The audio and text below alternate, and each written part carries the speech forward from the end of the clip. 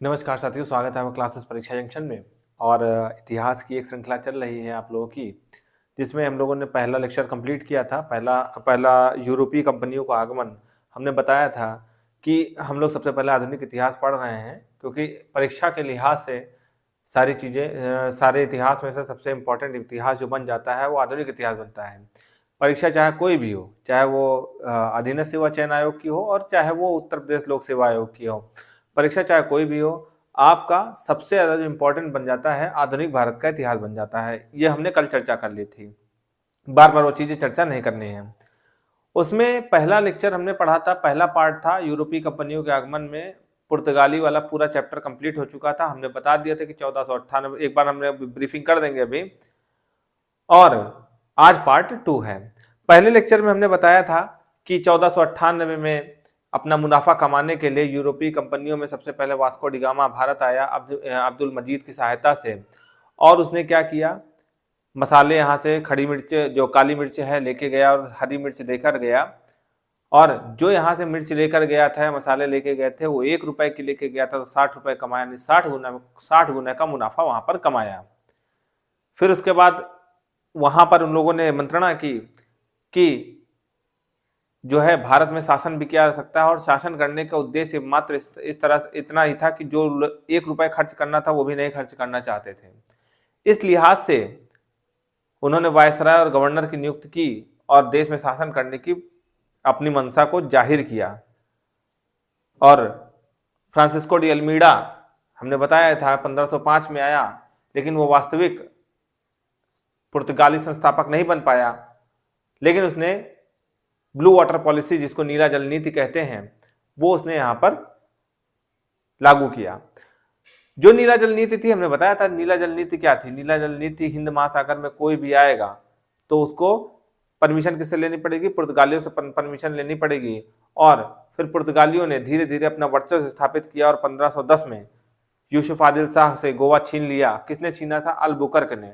और जैसे ही स्थलीय क्षेत्र पर एक कब्जा किया पुर्तगालियों ने, वैसे ही उनका प्रभुत्व भारत में स्थापित हो गया।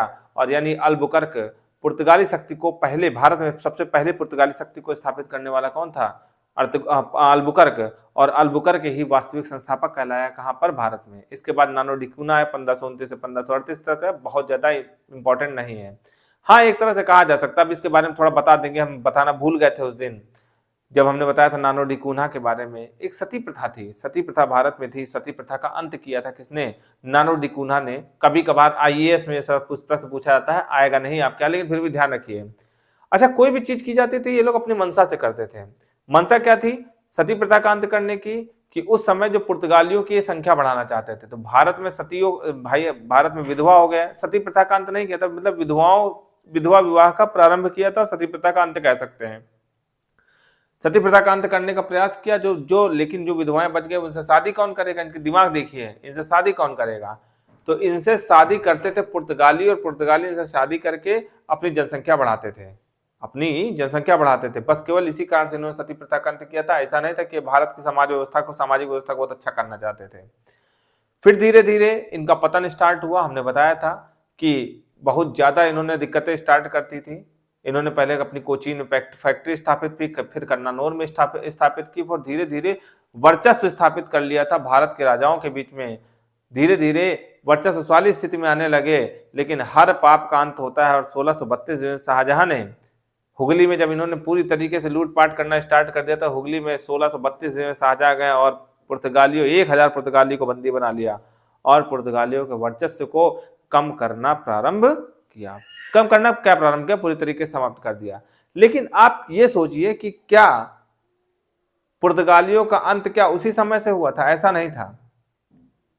पुर्तगालियों के विद्रोही मतलब जिसको बोलते प्रतिद्वंदी आ चुके थे डच।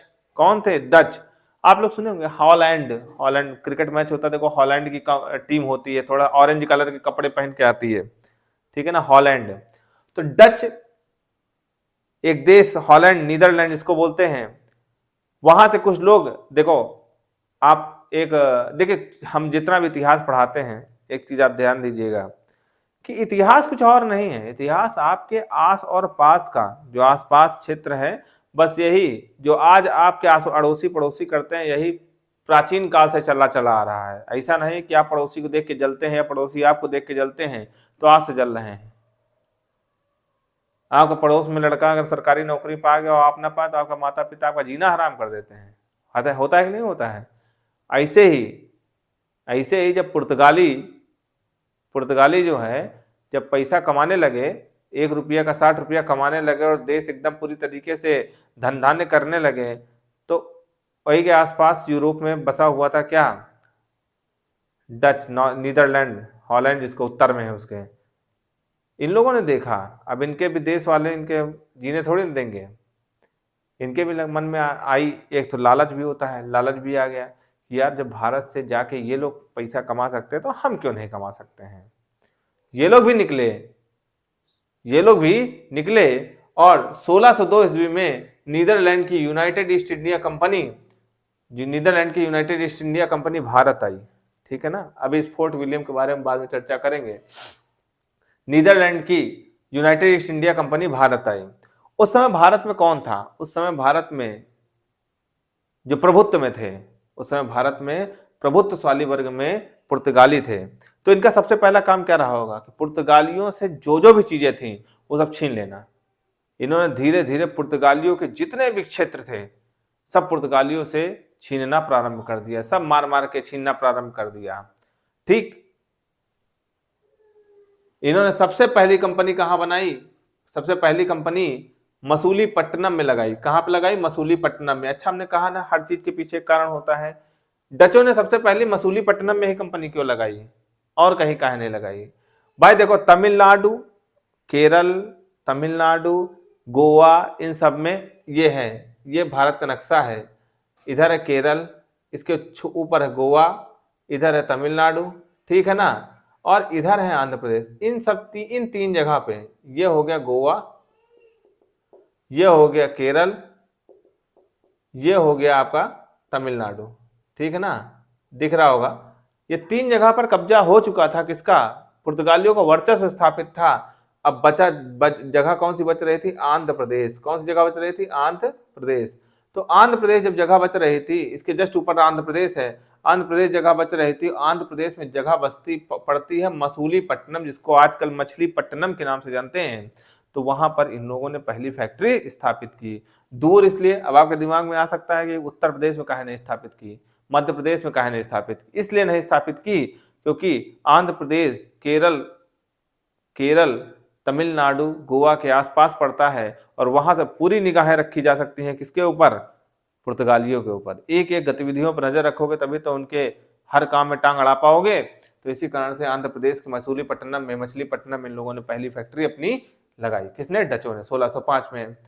फिर धीरे धीरे आप देखेंगे कि इनका पूरा काम था कि पूरे हर जगह पे फैल जाना। सबका यही काम होता है कि पूरे जगह में फैल। आपके गांव से कोई निकलता है, आपके गांव से बच्चे निकलते होंगे तो देश के विभिन्न विभिन्न क्षेत्रों में फैल गए होंगे। वैसे ही जब डच आई तो डच के भी कुछ लोग ईस्ट, कुछ लोग वेस्ट, कुछ लोग नॉर्थ, कुछ लोग साउथ, मतलब पूरा पश्चिम उत्तर दक्षिण सब जगह फैल गए। हम आपको दिखाना चाहते हैं। ऐसा एक प्रश्न आया भी था यूपीपीसीएस में। जब डच आए तो डच ने सूरत पश्चिम में पड़ता है, अहमदाबाद,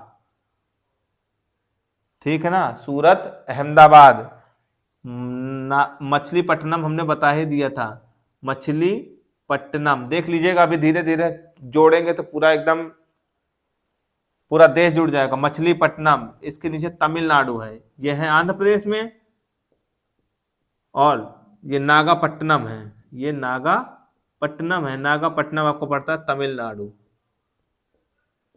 और नीचे आ जाओ, ये छोटा सा जो टुकड़ा है श्रीलंका, श्रीलंका को बोलते थे सीलोन। क्या बोलते थे? सीलोन। सीलोन पर भी इन लोगों ने कब्जा कर लिया था। किसने? डचों ने। ठीक। इधर आओ, पूर्व में आपका हो गया कौन सा? बंगाल। बंगाल में ही आपका हुगली आता है, हुगली, ठीक है, हुगली आता है, बस पीपली आता है, हुगली आ गया, पीपली आ गया। ठीक है, तो यहाँ पर आप देख सकते हैं कि धीरे धीरे आगरा में भी आए थे, मिड में अपने उत्तर प्रदेश में आगरा, आगरा में भी डचों ने अपने व्यापारिक केंद्र खोले थे। अब आप देख लीजिए, अगर मिलाना शुरू करिए तो ये और ये पूरी तरीके से इतने क्षेत्र पर इन लोगों ने कब्जा कर लिया था, इतने क्षेत्र पर, पश्चिम में, दक्षिण में, पूर्व में और मध्य में। पश्चिम में सूरत अहमदाबाद में व्यापारिक केंद्र खोल लिए थे। दक्षिण में, सबसे दक्षिण से शुरू करेंगे, श्रीलंका सिलोन पुर्तगालियों से छीन लिया था। नागापट्टनम तमिलनाडु, मछलीपट्टनम आंध्र प्रदेश, बंगाल में हुगली पीपली, ठीक, और मध्य में आगरा। अब आप समझ लीजिए इतने क्षेत्र इन लोगों ने अपने कब्जे में कर लिए थे। क्या करना चाह रहे होंगे, क्या दिमाग में रहा होगा? इनके दिमाग में एक और एक चीज थी, पुर्तगालियों को किसी तरह से बाहर फेंक देना। और सच बताएं तो पुर्तगाली भी कहीं ना कहीं इनसे अपनी शक्ति में इनकी शक्ति से अपनी शक्ति को कमजोर समझने लगे थे। ठीक है, तो इतनी बात आपको समझने के लिए थी, इसको याद नहीं करना है, बस इसको ध्यान रखना है। ठीक है ना, कि डचों ने सूरत, बंगाल, सिलोन, सिलोन का मतलब श्रीलंका, नागापट्टनम में अधिकार किया। अब आपसे प्रश्न पीसीएस पूछता है ऐसे, ठीक है ना, तो अगर आपको ये मैप याद है कि डचों ने किस तरह से अधिकार किए, व्यापारिक केंद्र स्थापित किए, तो आपको ये याद नहीं करना पड़ेगा, अपने आप याद हो जाएगा कि पश्चिम में सूरत, अहमदाबाद, और अगर ऐसे ही गाड़ी निकालोगे तो मध्य में आगरा, इधर पूर्व में आपके बंगाल, बंगाल में आपका पीपली, हुगली, ये सब पड़ता है। नीचे आंध्र प्रदेश, उसके नीचे तमिलनाडु और उसके नीचे श्रीलंका। इतने क्षेत्रों पर इन लोगों ने पूरी तरीके से ऐसे, अगर आप ये गाड़ी लेके जाएंगे इसे निकाल के, तो ऐसे, और ये पूरा नीचे आप देखिएगा कि ये किसका हक हो गया था, अधिकार हो गया था, डचों का। क्या चाहते थे? पुर्तगालियों से भारत चाहते थे कि अब मसाला तुम छोड़ दो और निकल लो यहाँ से चुपचाप। अब ये मसालों पर अधिकार किसका? मेरा, क्योंकि हम तुमसे शक्तिशाली हैं। अभी देखिएगा पुर्तगाली कैसे दिमाग लगाते हैं, अभी हम आपको बताते हैं। ठीक है ना, दिमाग इन्होंने बहुत लगाया डचों ने। अब देखो एक चीज इन्होंने क्या किया कि सोने के सिक्के, जिसको पैगोड़ा बोलते थे, भगवान वेंकटेश्वर का चित्र इस पर अंकित था। भगवान वेंकटेश्वर दक्षिण भारत में है। दक्षिण भारत के भगवान तो सभी के होते हैं वैसे, लेकिन दक्षिण भारत में वेंकटेश्वर भगवान का एक कहते हैं उनको। तो एक सोने का सिक्का किसने, डचों ने अपने टकसाल में वो किया, बनवाया, और उस पर भगवान कौन सा? वेंकटेश्वर। कौन से भगवान थे? वेंकटेश्वर। ठीक है ना, वेंकटेश्वर भगवान थे, उनको जो है इस पर अंकित करवाया। अब आप सोचो, हमने बताया कि हर एक चीज के पीछे कारण रहा होगा। डचों ने क्यों ऐसा सिक्का चलाया जिस पर भगवान वेंकटेश्वर रहे हों? कुछ ना कुछ तो मंशा रही होगी इनके दिमाग में, थी, पक्का थी।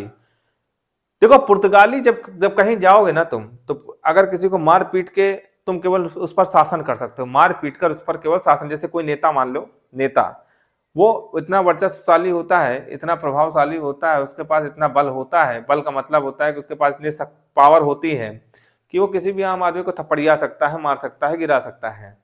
लेकिन वो कभी ऐसा करता नहीं। जितना नीचे तबके का आदमी होगा ना, उसका झुक के सलाम करेगा। क्यों? क्योंकि वो 5 साल और 5 साल और 5 साल ऐसे जिंदगी भर वो विधायक या एमएलसी बना रहना चाहता है। ठीक, लेकिन जो भी विधायक या नेता अकड़ के चलता है, वो 5 साल के बाद 6वें साल नहीं दिखाई पड़ता है। देखते हैं कि नहीं देखते हैं? पक्का ऐसा होता है। कहना आए तो चुनाव बताए तुमको आपकी बार, प्रधानी में भी ऐसा होता है। जो प्रधान ग्राउंड स्तर पर कार्य करता है उसको लोग फिर जिताते हैं। देखे होंगे कुछ कुछ लोग यहाँ प्रधानी जिंदगी भर से चली आ रही, क्यों चली आ रही है? उसका उन लोगों ने सीखा कहाँ से है? अपने इतिहास से सीखा है। पुर्तगाली जो थे वो केवल मारपीट पर विश्वास रख रहे थे, केवल मारपीट पे। उन लोगों ने देश की जनता के लिए कुछ नहीं किया है।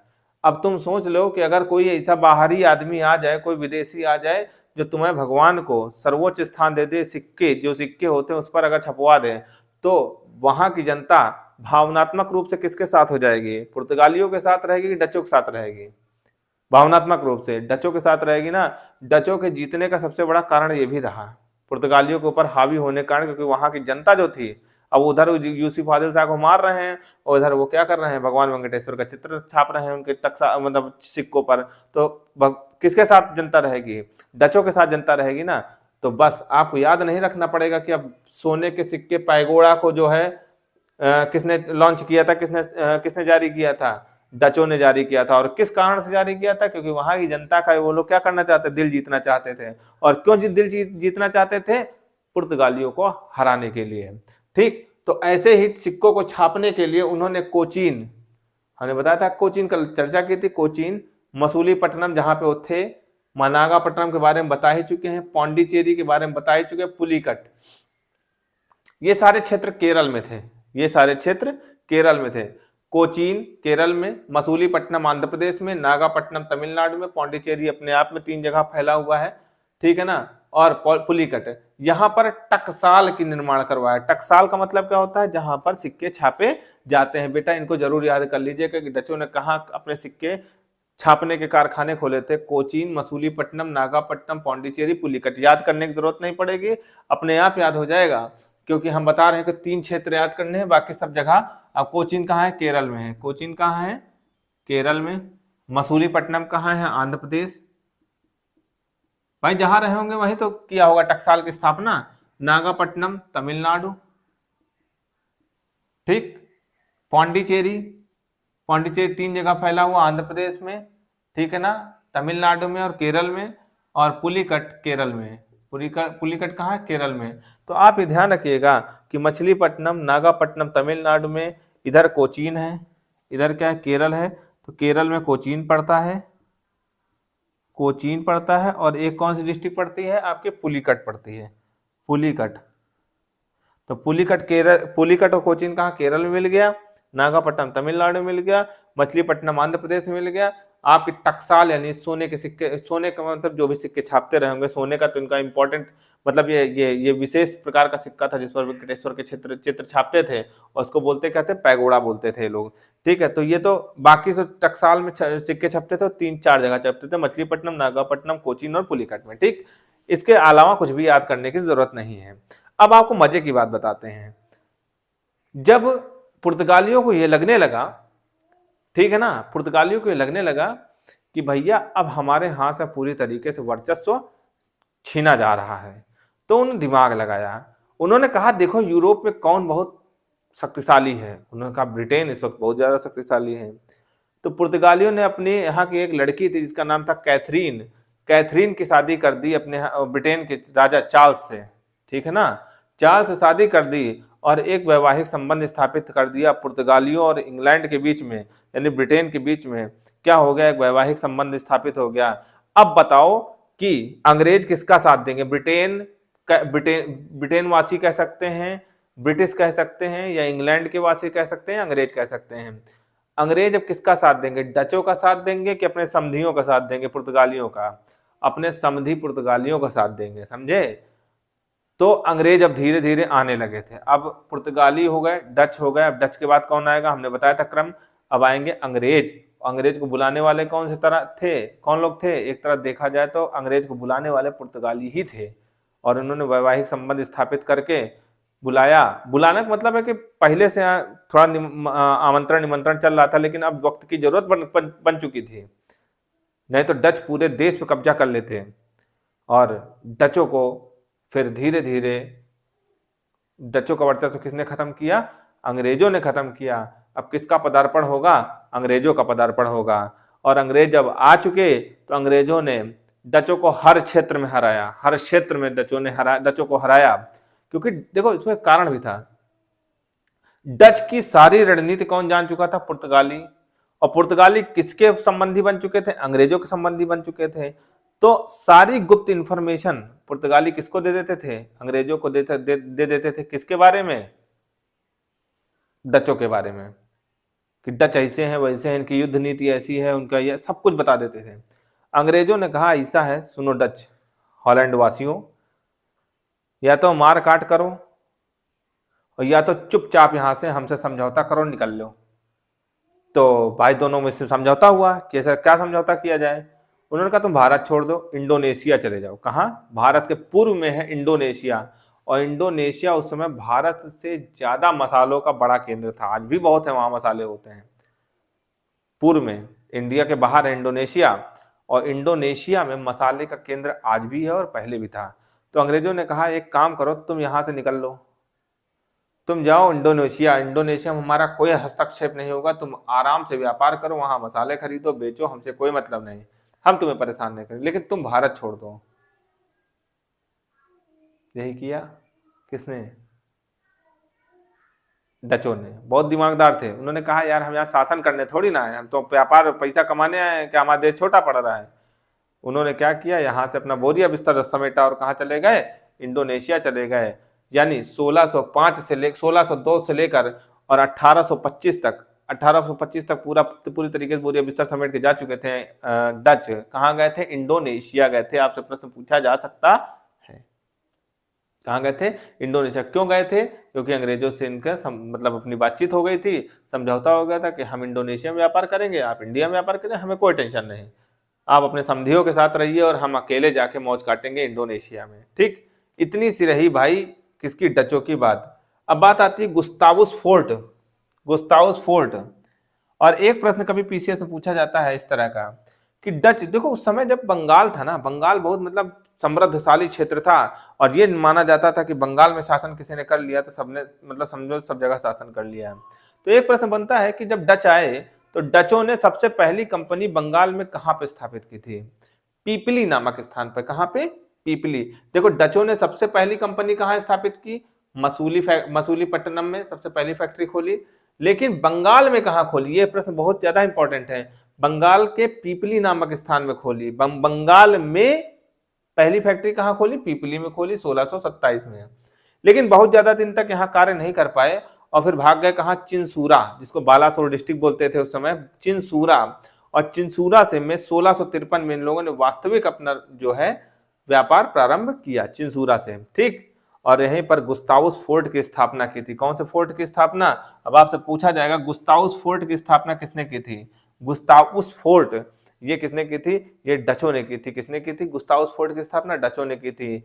और फोर्ट विलियम, फोर्ट विलियम जो है पुर्तगालियों को हराकर फोर्ट विलियम की स्थापना भी डचों ने ही की थी। तो फोर्ट विलियम की बात आ जाए, फोर्ट विलियम डचों ने पुर्तगालियों को हराकर, और गुस्तावुस फोर्ट की स्थापना भी किसने की थी? डचों ने की थी। तो फोर्ट संबंध में प्रश्न आएगा तो आप शायद कर ले जाएंगे। ठीक है, तो दोस्तों आज इतना ही। आपके इतिहास में एक बार ब्रीफिंग कर देते हैं कि जो है डच किसको देखकर आए थे? डच पुर्तगालियों को देखकर मुनाफा कमाने के लिए आए, लेकिन इन्होंने क्या किया? बुद्धि विवेक का प्रयोग किया। केवल शक्ति का प्रयोग नहीं किया, बुद्धि और विवेक का प्रयोग किया। भारत की जनता को अपने अंडर में लेकर किससे? सिक्के यहाँ के चलाकर अंडर में लेकर इन्होंने पुर्तगालियों के पूरे क्षेत्र पर कब्जा कर लिया। पहली फैक्ट्री कहाँ खोली? मसूलीपट्टनम आंध्र प्रदेश में। उसके पीछे हमने कारण बता दिया है। फिर धीरे धीरे नागापट्टनम, कोचीन, ठीक है ना और पुलिकट, सूरत, अहमदाबाद, आगरा, हुगली, पीपली, सब जगह, चिंसूरा, बालासोर, सब जगह इन्होंने अपना प्रभुत्व स्थापित कर लिया। और यहाँ तक कि श्रीलंका जिसको सीलोन कहा जाता तो उसको भी नहीं छोड़ा, सब जगह। लेकिन अंततः दिमाग इनका यही किया कि अब हम व्यापार करने के लिए आए हैं, अंग्रेजों से लड़ने का हमारा कोई फायदा नहीं होगा, हम मारे जाएंगे, हम शक्ति में कम हैं, पुर्तगाली शक्ति में ज़्यादा थे लेकिन हम अंग्रेजों से कम है शक्ति में। तो एक काम करते हैं, हम व्यापार करने के लिए आए हैं और चलो व्यापार हमको यहाँ करें, चाहे हम इंडिया में करें चाहे इंडोनेशिया में करें, कोई दिक्कत नहीं। तो अपना बोरिया बिस्तर समेटा और इंडोनेशिया चले गए। अब भारत में आ चुके हैं कौन? अंग्रेज। और अगला चैप्टर जो आपका होगा वो अंग्रेजों के ऊपर होगा। आशा नहीं पूर्ण विश्वास है कि आपको पूरा लेक्चर समझ में आया होगा कि पुर्तगालियों के वर्चस्व कम कैसे हुआ, अंग्रेजों का इनका डचों का वर्चस्व ज्यादा कैसे हुआ, फिर डचों का वर्चस्व कैसे कम हुआ और अंग्रेजों का वर्चस्व ज्यादा कैसे होगा। फिर लड़ाएंगे अंग्रेजों को, फ्रांसीसियों से कर्नाटक युद्ध करवाएंगे और आपका ये चैप्टर कंप्लीट हो जाएगा। ठीक है ना, आज के लिए इतना ही, धन्यवाद।